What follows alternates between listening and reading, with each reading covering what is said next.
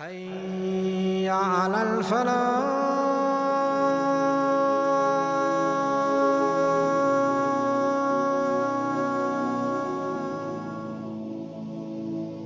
We have the honor of talking about Hussein ibn Ali ibn Abi Talib radiallahu anhum jami'an, a grandson and son of the Prophet ﷺ. Everything that applied to Hassan applied to him.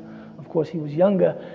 Thinking about things that apply to Hassan radiallahu anhu, applying to Hussein, his name actually has the same story.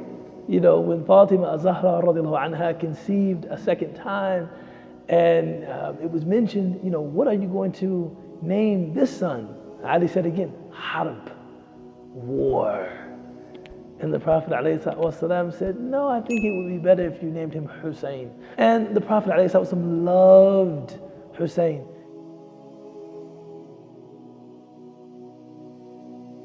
You know, interestingly enough, and we're talking about the family of the best of God's creation.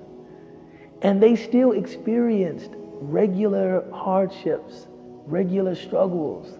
You know, some of the stories about Hussein are, you know, very touching. You know, it's related, you know, in sources that he used to speak with a stammer. And he was sitting with the companions of the Prophet ﷺ, and they're sitting around the Ma'idah, and Hussein is attempting to say something. He was very young, so he's attempting to speak, and he's getting stuck on his words. It's taking a long time for him to even utter a single sentence. And the companions, radiallahu anhum, they're beginning to get nervous. You know, sometimes, you know, watching someone stammer, it makes you uncomfortable, not because you're impatient, but you wish you could do something to help.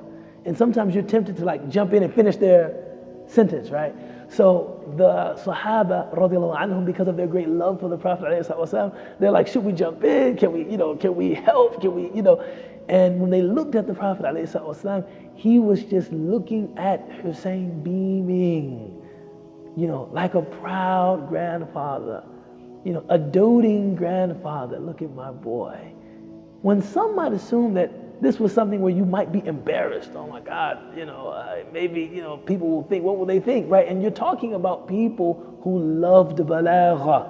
They loved eloquence. They, you know, the ability, you know, the Prophet ﷺ said, Inna min al-bayan sihr. Truly, speech is a form of magic. He was describing a culture in which he lived. This was a culture in which people loved speech. So the grandson of the Prophet ﷺ not being able to speak very clearly, that could have been like a source of embarrassment or shame. And the Prophet is looking at him beaming. Think about how affirming that must have been. And after he finished, the Prophet ﷺ said, no, it's just something he got from Musa ﷺ, because Musa also had a speech impediment. Hussein also was there in that, because it was Hassan and Hussein playing on the back of the Prophet ﷺ. He was very close to Sayyidina Hussein. Now Hussein, he has a special significance because of his great spirit, his great zuhud. Hussein was known for his zuhud. He was known for his love of ibadah. He was known for his love of worship. And also his piety. So after Hassan, you know, was poisoned and died maybe at the age of 45, all of the allegiance that was to the family of the Prophet ﷺ was naturally, you know, shifted. It was naturally kind of converted to Hussein. And when Hassan agreed to a treaty with, you know, the leader of the Muslims at that time, with Muawiyah, one of the conditions of the treaty was there will be no hereditary transmission of power, meaning, you know, when a new leader of the Muslims is going to be elected, that will be done by shura.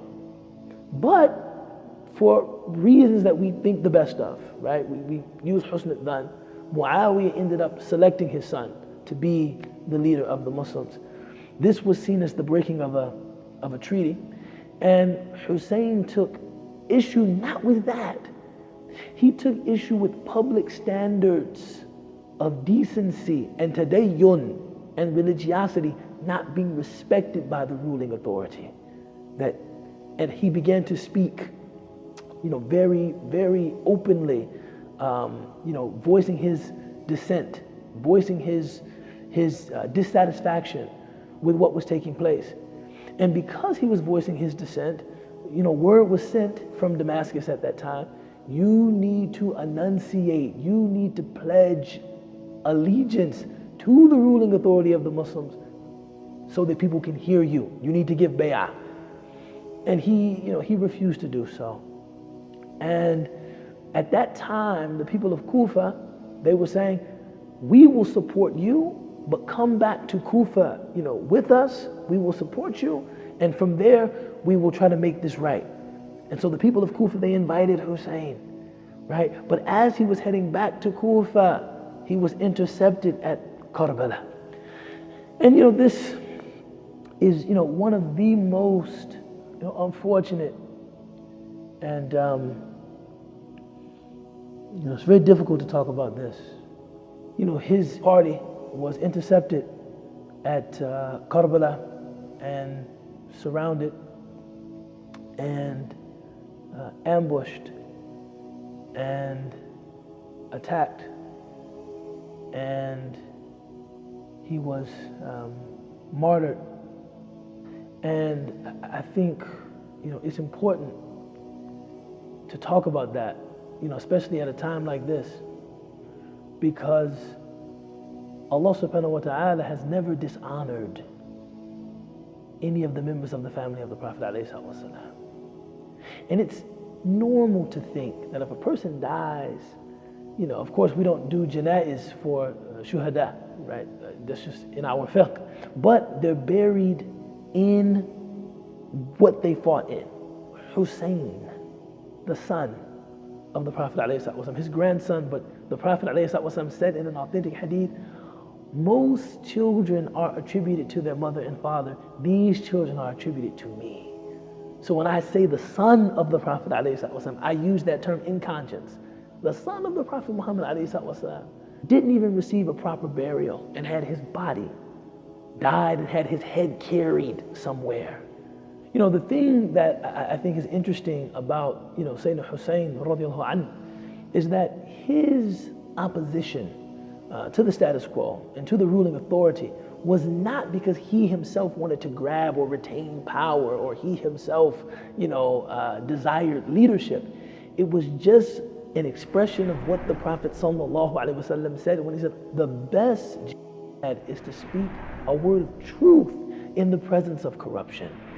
Now, we look at the feuds between the companions of the Prophet ﷺ, after his wafat, after his passing. And sometimes some of this, to read it, to listen to it, you have to take your iman vitamins, right? Strengthening your iman so that you can go into this literature. But on the positive side, what it says is that the Prophet ﷺ produced people that were willing to voice their opinion when they saw something wrong.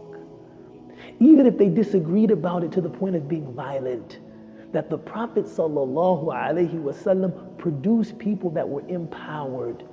That Hussein ibn Ali radiallahu anh, he saw something wrong. He saw oppression. He saw the standards of deen not being acknowledged, not being practiced, and it was his duty to say something. Al-amr bil-ma'ruf wa nahyu 'anil munkar, commanding to the good and forbidding what I deem to be the munkar, the bad.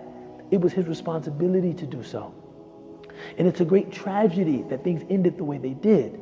But isn't that interesting that he spoke the truth, and the first mortal blow was delivered to his jaw as he crouched down taking a sip of water. And as they were attacking Hussein, companions of the Prophet ﷺ said, you harm this face? There's not an inch of this face that has not been kissed by the Prophet ﷺ. And I think overall, not wanting to draw this out much, if these blessed people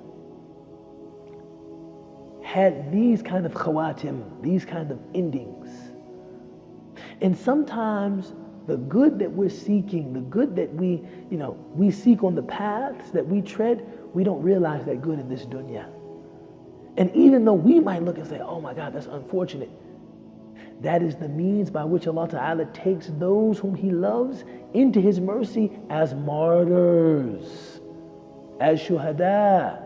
So yes, Ashura, our brothers of the Shia, they have made Ashura a day of mourning because of the deaths of Hussein, of members of the family of the Prophet ﷺ. 17 members of Ahlul Bayt were harmed at Karbala. So the idea of it being, a time of mourning is something that we as people of Sunnah and community, we identify with that as well. However, understanding that that was the path to martyrdom, right? We say die because we're saying technically they're alive in the presence of their Lord.